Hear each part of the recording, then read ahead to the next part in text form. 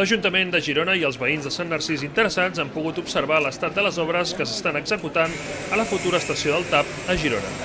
La visita, que ha comptat amb una àmplia representació de veïns i veïnes del barri de Sant Narcís i de la ciutat, ha permès conèixer in situ l'estat d'execució de la llosa.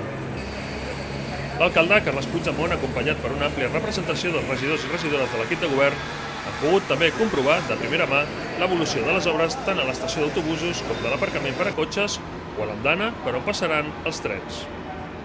I amb ells també hi han estat presents els grups municipals del PSC, la CUP, Iniciativa i el Partit Popular a l'Ajuntament de Girona. Així, aquesta visita ha permès veure com de definida està l'estació per on han de passar els trens d'alta velocitat i comprovar l'estat en què es troben les diferents plantes de l'estació soterrada. El consistori va anunciar, durant la darrera audiència pública, la realització d'un procés participatiu a partir del mes de març de 2013, un pla especial pel barri de Sant Narcís i l'obertura d'una oficina d'informació ciutadana a l'antic edifici de justícia de Sant Narcís. En aquesta ocasió, l'Ajuntament demanarà la participació a veïns i tècnics per definir com quedarà el parc central un cop acabin les obres de l'alta velocitat i, per tant, decidir com es cobrirà la llosa de ciment de l'estació.